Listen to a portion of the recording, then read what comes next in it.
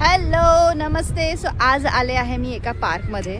घराच्या जवळच माझा एक पार्क आहे आणि खूप ब्युटिफुल पार्क आहे. एवढी ग्रीनरी आहे तुम्हाला दिसत असेल. असं मोठंच मोठं लॉन आहे आणि झाडं आहेत आणि झाडांच्या पानांचे शेड्स बघा मागे दिसत आहेत.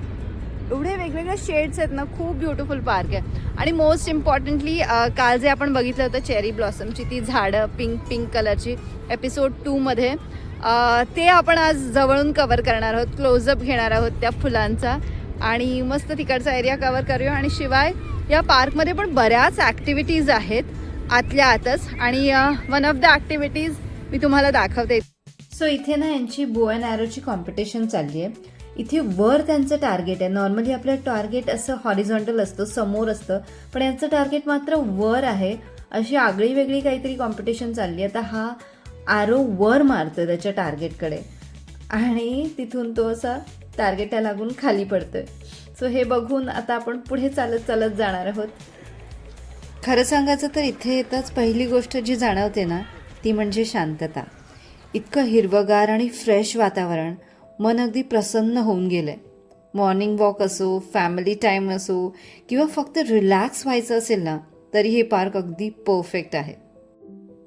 इथली प्रत्येक पायवाट जण काही गोष्ट सांगते आहे.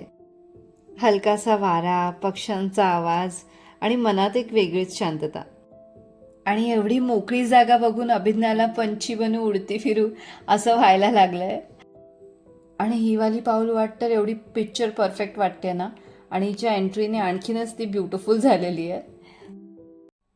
ओहो, आणि आता ते मध्येच दिसणारं शांत तळं आणि त्यात उमटणारी झाडांची सावली आणि कधी कधी पाण्यावर हलकासा तरंग उठवणारा वारा.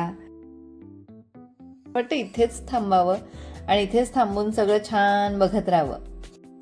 पण लहान मुलं सोबत असल्यावर तुम्ही असं फार वेळ शांत निवांत थांबू नाही शकत. एक छान एक्साइटिंग जागा दिसली तिला, तिथे आम्ही चाललो आता. आता मी एका चिल्ड्रन प्ले एरियामध्ये चाललो आहे. सो छान सँड पार्क आहे आणि मुलं तिकडे खेळत आहेत आणि सगळे चिल करत आहेत. तुम्हाला दिसत असेल तिकडे सगळे छानपैकी सँड कॅसल्स बनवत आहेत. काहींनी पाणी पण टाकलं आहे, त्याच्यात चिखल केलं आहे. ते चिखलात मस्तपैकी मजेत खेळत आहेत. त्यांचे पेरेंट्स असे आसपास बसले आहेत.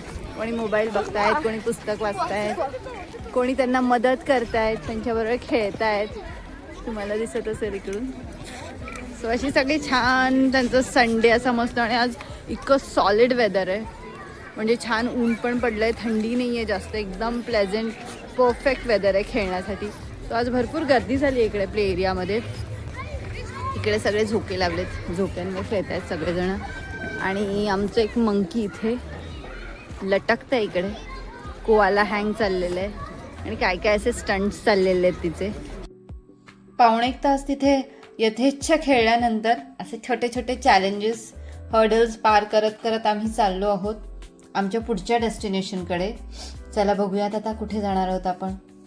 सो आता आम्ही चालत चालत एका मिनी गोल्फ क्लबच्या इकडे आलो आहोत. हे छोटंसं असं त्यांनी लहान मुलांसाठी क्रिएट केलं आहे.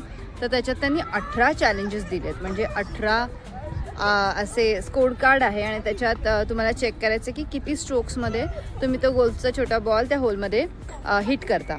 सो हे चॅलेंज असतं आणि प्रत्येक वेळेला ते चॅलेंज असं कठीण होत जाते. म्हणजे सुरुवातीचा पिच छोटा आहे आणि सरळच आहे, मग त्याच्यानंतरचा थोडासा वाकडा आहे, त्याच्यानंतरचा त्याला स्लोप आहे, त्याच्यानंतरच्याला थोडंसं असं चढण आहे. सो असे चॅलेंजेस त्यांनी एक्स्ट्रा ॲड केलेले आहेत आणि खूप मजेशीर केलं आहे, मस्त केलं आहे. आपण बघूया. अभंग आणि अभिज्ञा दोघंही खेळत आहेत. सो लेट्स जस्ट सी कसं खेळत आहेत, काय करतायत. खरं तर खूप मजेशीर आणि इंटरेस्टिंग दिसतंय. पिचला थोडासा कर्व दिला आणि मध्ये स्टेप दिली आहे लेवल ऑफ डिफिकल्टी थोडीशी वाढवण्यासाठी. त्याने हिट केलं आहे.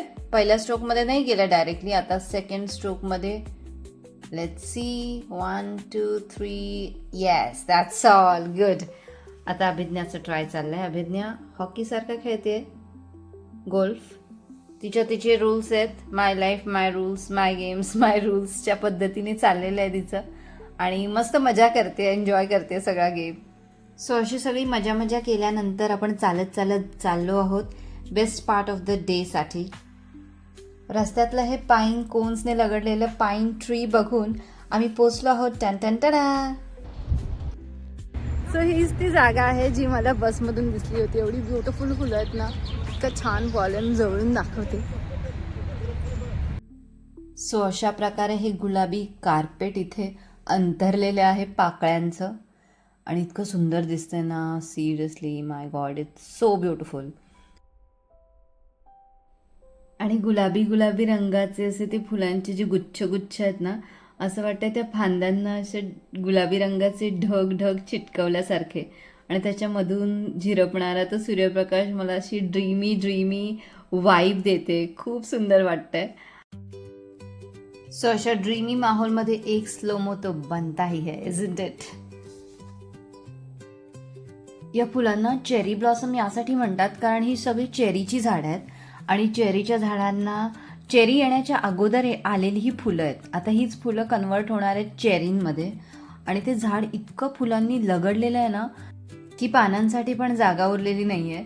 पानांपेक्षा फुलंच जास्त दिसत आहेत. इतकी ती अशी भरगच्च आलेली आहेत फुलं. आणि इथून निघाल्यानंतर ना मला आणखी एक लोकेशन दिसलं चेरी ब्लॉसमचं. सो इथे पण 1-2 मिनटं थांबून इकडच्या पण झाडांचं आणि फुलांचं सौंदर्य टिपण्याचा प्रयत्न केलेला आहे मी. आणि या फुलांचं वैशिष्ट्य म्हणजे ना, ही फुलं जास्त काळ नाही टिकत, काही काळच टिकतात आणि मग त्याच्यानंतर त्यांच्या पाकळ्या अशा गळायला लागतात. पाऊलवाटेच्या आजूबाजूला अशी पडतात आणि पाऊलवाट अशी सुंदर डेकोरेट करतात. सो निसर्गचक्राचा हा इतका साधा फिनॉमिना आपल्याला किती शिकून जातो ना, की आपण नेहमी परफेक्ट टाईमची वाट बघत राहतो आणि तो परफेक्ट टाईम कधी येतच नाही. त्याच्यामुळे आहे त्या या क्षणाचा आनंद घेता आला पाहिजे आपल्याला. सो या नोटवरच बाय म्हणते. होप तुम्हाला व्हिडिओ आवडला असेल. भेटूया नेक्स्ट एपिसोडमध्ये. बाय.